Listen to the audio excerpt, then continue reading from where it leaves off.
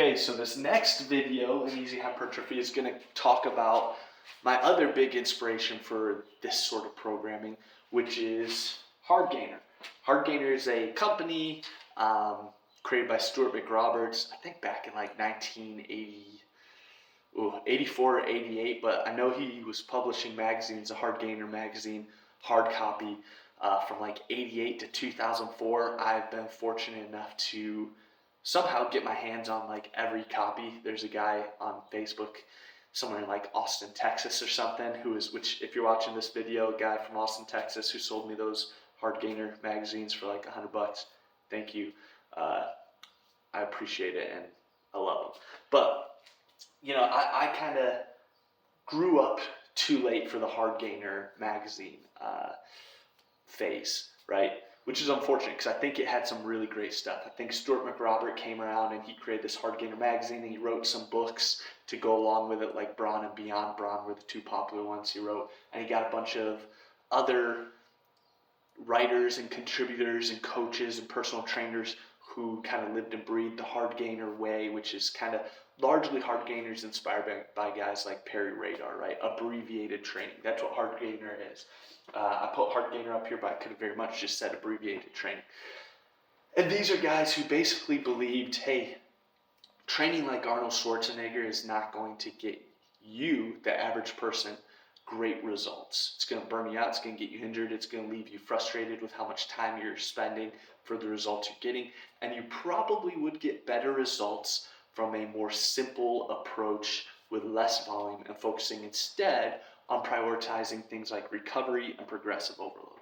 All right, so when we talk about HardGainer, we're talking about guys like Brooks Kubik, which I think Brooks, even though he's very much associated with the HardGainer brand and abbreviated training, if you read his work, and I'm still on his email list, he's got some really interesting content out there for years. He's the author of Dinosaur Training.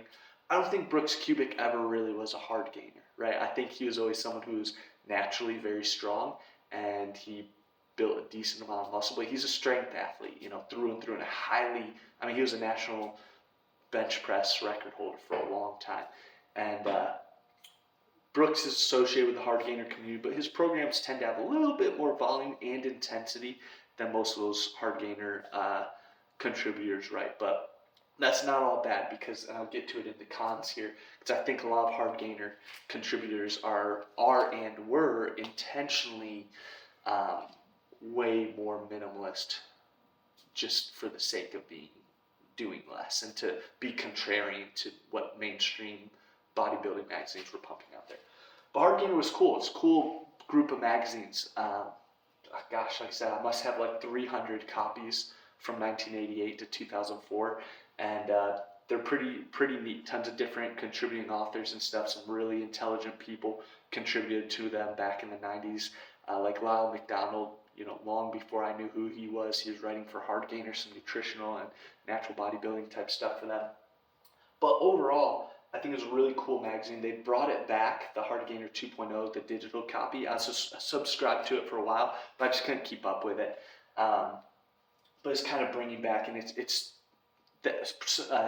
Stuart McRobert is the editor of that as well. So 20 years after shutting down the project, he and some other guys, Chris Dowman, created a Facebook group, Abbreviated Training, and they kind of republished the HardGainer magazine thing because it started gaining popularity again, just like things do. And some of this is like the Mike Mentzer, Arthur Jones effect, right? Like Mike Mentzer right now, he was really popular the past year. I don't know if it's teetering off or not.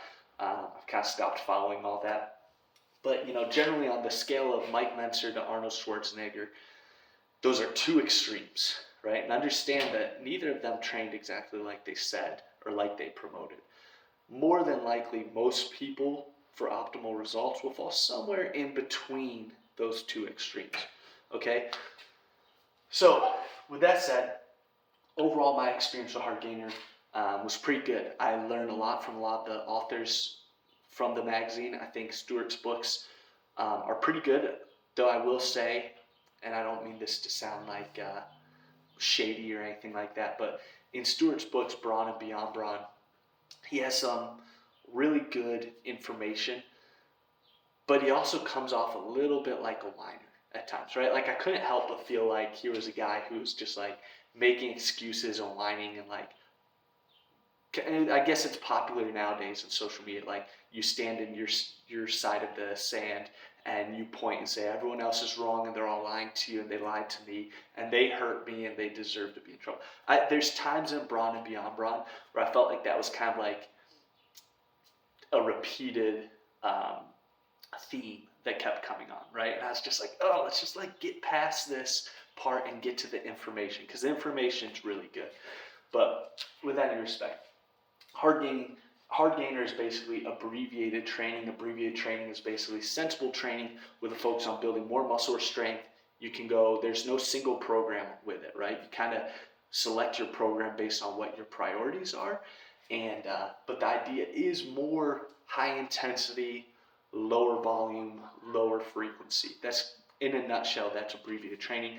And the goals are, the big keys are progressive overload and recovery. I don't know what's going on outside my garage. I don't think you can hear it, but like all this stuff just started, like a bunch of voices and yelling and stuff went on. So that's why my brain got distracted there for a second. Anyway, back to the show here. So some things I learned from HardGainer that inspired the Easy Hypertrophy program. HardGainer Abbreviated Training has great program design. They really taught me and reassured me like, hey, stop overcomplicating your program. You don't need 6, 7, 8 exercises. You don't need 3, 4, 5, 6 sets per exercise, right? You can keep it simple. And I have right here, simple, sensible approaches, right? So the program design in HardGainer is very much in line with what I promote now, and I wish I'd have read like Brawn and Beyond Brawn and got my hands on some copies of the HardGainer magazines back in like 2009, 10, somewhere between 2009 and 2015, right? When I started my early years of lifting, where I was kind of being tugged a bunch of different ways by different influences, just didn't know what was right, what was wrong.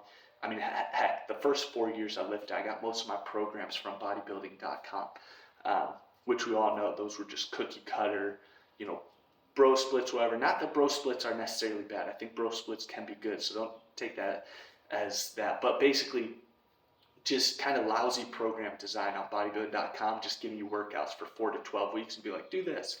And it was better than nothing. I made some progress, but it wasn't the best for me, right? And a lot of those programs were written by guys who were like competitive physique or bodybuilders, right? Who had been doing this for a while, and they're doing this program because they had built a base, right? Whereas if I got my hands on Brawn or Beyond Brawn or a couple of the HardGainer magazines that had stopped publishing 5, 6 years before I even started training, I would have had my eyes open to simple, progressive programming, right? So basically what Abbreviated Training, HardGainer promote for programming is, hey, focus on hitting your big 6. And this is what I promote all the time. Focus, your big rocks are the big 6. You've got your upper body pushes, vertical and horizontal. You got your upper body pulls, vertical and horizontal. So that's 4 exercises right there. Then you have your squat exercise and you have your hinge or deadlift exercise. Doesn't matter what variations you choose or what pieces of equipment you choose, but those 6 exercises are your big 6. From there, if you care more about like optimizing hypertrophy or bodybuilding, quote unquote, recreational bodybuilding, I would call it, type goals, then you would add in some bicep curls, some tricep isolation, whether that be close grip bench press or push downs or something like that, skull crushers, and some calf raises.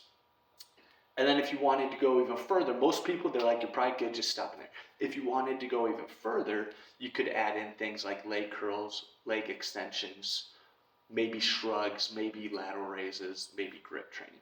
They weren't really big, if you read Stuart and John Christie and Brooks Kubik and all these guys' stuff who contributed to the HardGainer magazine, they weren't very big fans of things like lateral raises or even leg extensions.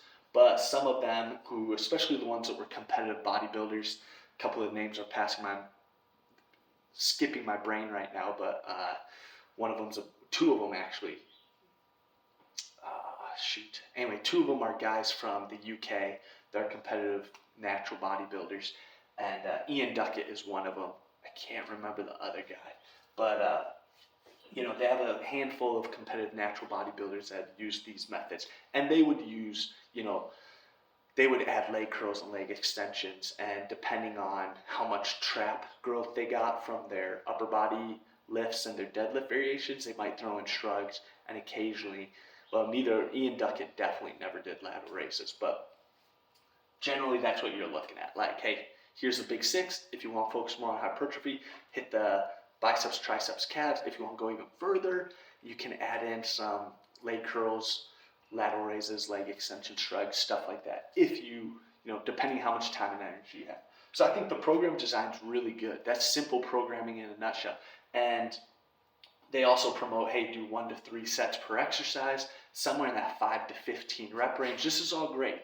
Like 2 to 3 sets, 5 to 15 rep range based on exercise and equipment is great. And they didn't have, the HardGainer community doesn't promote like one program fits all. They definitely emphasize full body as most effective and probably best for most people. But, a lot of the contributing authors have written about how to make PPL work, how to make upper lower work, how to make various other 3-day splits, 3-way splits work, reverse pyramid training.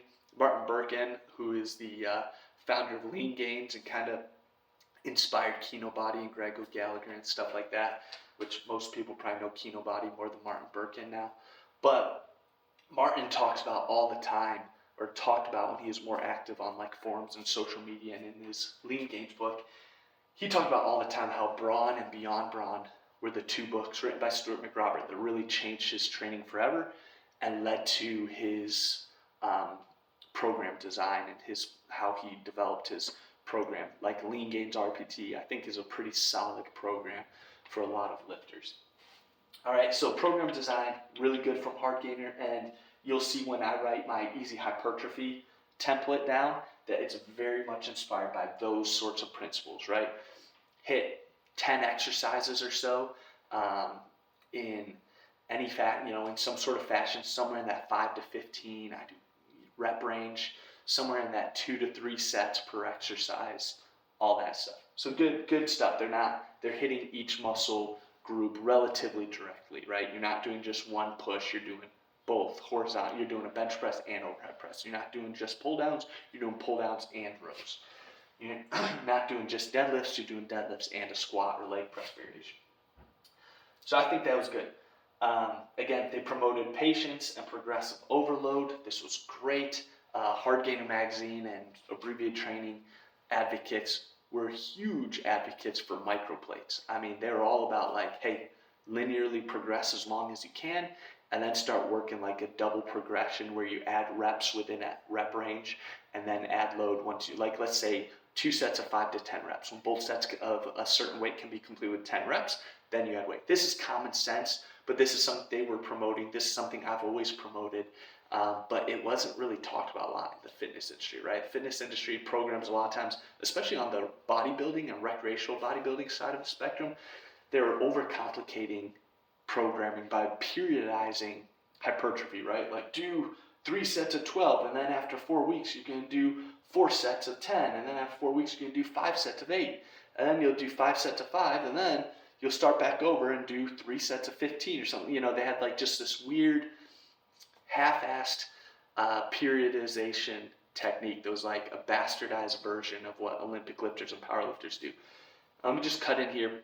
If your primary goal is muscle growth, you don't need to periodize your training, right? Use auto-regulation to auto-regulate your effort, and if you need to back off a little bit or if you need to deload, use common sense, auto-regulate, take a few days where you go light or something like that. But you don't need to plan like 4-week cycles where you're ramping up in a percentage-based program and hitting certain specific reps and then deloading every 4th week or something like that. That's not necessary, especially since if the goal is muscle growth, you really need to be working pretty close to failure each set. So doing something like 3 sets of 10 probably isn't going to be ideal, because if you're using, let's say you're using like 100 pounds for 3 sets of 10 and you get 10 for all 3 sets because that's what the plan said, you probably could have used more weight or gotten more reps. Like there's very little, when I'm doing my sets, very rarely am I hitting the same number for all my sets, unless I'm at that top part of, I'm in that part of my progression on that exercise where it's like, great, hit 3 sets of 10 or 2 sets of 10. Now I know I can go up in weight. And then when I go up in weight, and next time I might get like 8 or 9 reps on the first set, and I might get 5 or 6 reps on the second, right? There should be a little bit of performance drop off at least some of the time in your training, right? If you're always getting the same number of reps for all your sets straight across, you're probably not taking each individual set close enough to failure. So keep that in mind. There will be times where, yes, it'll be tough, it'll be close to failure, you'll get both sets for the upper rep range, but those are times when you're like, okay, this is kind of my time to add weight, or you just rested long enough between sets to just went talking outside again threw me off, to mitigate that performance loss. So some cons of HardGainer and abbreviated training, folks.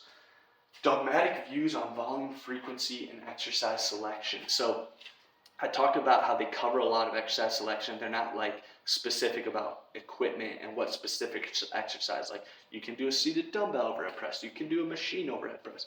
You can do standing barbell overhead press. They don't really care about that.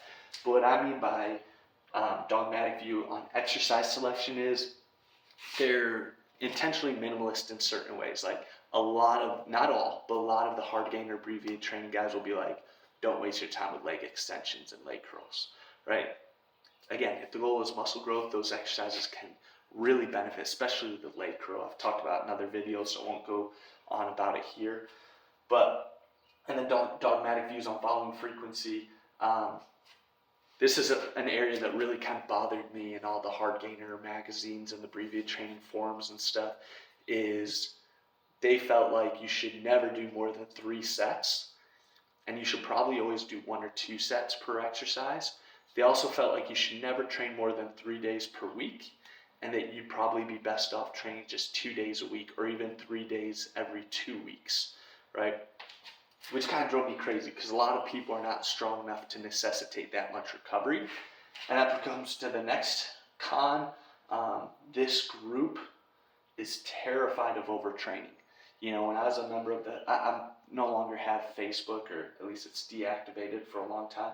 And the only reason I still had my Facebook from like 2019 to 2022 was because the abbreviated training, aka HardGainer, group forum and the digital magazine. I thought it was cool, and I thought it was a fun group to be a part of. But one thing I noticed in that forum is people were constantly terrified of overtraining, and other people were constantly telling people and warning people when someone would put up like their program for review. People were constantly like, you're going to overtrain, like do 1 set instead of 3 sets. Why are you doing 4 sets? Why are you training 4 days a week? Stuff like this. So those are cons in my opinion. I think, if you're recovered, everyone's going to recover differently based on exercise selection, individual biology, and life outside of the gym, how much someone's sleeping and eating relative to someone else. And just average, regular factors. I mean, a lot of people can do a full body training program, and they can do it 3, 4, even 5 days a week, depending how they create their program and how much volume they're doing per session. This idea that you should not do more than 3 days per week, and with that said, you honestly should do just 2. Like reading the HardGainer magazines and stuff, you see a theme where less and less becomes more and more the right answer, right? It starts out like, 2 to 3 days a week. It's probably ideal for building muscle and strength. And then as time goes on, it's like, we used to recommend 2 to 3 days a week, but really we find 2 days a week is best, or even once every 5 days. It's just ridiculous. So you end up, because you're so afraid of overtraining, you end up massively undertraining. Now, if you can only train 1 to 2 days per week, then by all means, you do that, because that's what you can do for your schedule and availability. But I don't know if I know anyone who simply can't recover to train more than 1 or 2 days a week, right? You should be able to do 2 to 3 days a week. And if someone's able to train 4 days a week, and depending on the split, like if I'm doing an upper-lower program, I should be able to train 3 or 4 days a week without any problems recovering, right? If I am having problems recovering from 3 or 4 days a week on an upper-lower split, I'm either doing way too much volume in my program, or more than likely my recovery is just terrible. My nutrition I got to take a look at, and my sleep I got to take a look at. And maybe fourth, might have to look at my stress in life and how I manage that stress. But even for full body, I think you can train much more frequently than 2 days a week. I recommend on full body training programs train anywhere from 2 to 4 days a week, usually 3 to 4. I can't tell people, hey, if you're doing a full body training or a full body program, the volume per session should not be very high, which means if you feel recovered, you can train the next day or 2 days later. Personally, I like to train every other day when doing a full body program. It works well with my schedule, it works well with my recovery, and it's a good frequency, right? That every other day will give me 3 days this week, 4 days next week, 3 days the following week, right? If I'm on the 7-day calendar. But yeah, so that's something that being terrified of overtraining, limiting your volume intentionally for no reason other than like some dogmatic rule that if you do, you touch 3 sets in a third session in a week, you're going to overtrain and fall apart and make 0 gains. In fact, you're going to lose all your gains and turn into a skinny weed just because you looked at a weight on a 4th day, right? I think that's ridiculous. I don't think it's necessary, and I don't promote it. I think if you're recovered, train as much as you want. I have clients that train 6 days a week while doing pretty high volumes, and they make awesome gains. But then there are also people who I've met who are training 5 or 6 days a week, doing a lot of volume, and not making any gains, and we cut them down to doing 3 days a week and cutting their volume a bit, and then they made massive gains, right? So you got to find what works for you, and that's why I don't like dogmatic set in stone program frequencies. I like some flexibility, right? And also your schedule's not always going to be exactly the same. You're not always going to have Monday to Friday at 5 p.m. be able to train for 45 minutes on the dot, right? Things happen. So having that flexibility, that waviness to your schedule to be able to like, hey, I'm not going to train today. No big deal. I got a few sessions in a couple days. I'll get another one. We're right back on track. So yeah, overall though, the HardGainer Abbreviated Training magazines and books really helped center my own view of program and simplify how I program for hypertrophy and just for the general population. And it does work if you focus on your compound exercises, the big 6 compound exercises, and a handful, I'd say 3 to 6 supporting isolation exercises. And you train 2 to 3 sets per exercise in that 5 to 15 range, and make sure you are recovering. You don't have to be afraid of overtraining, but don't feel like more is better, but also don't feel like less to the point of doing 1 to 2 sessions is better, right? So overall though, those simple principles I think are really good, and they really align well with my easy hypertrophy program template.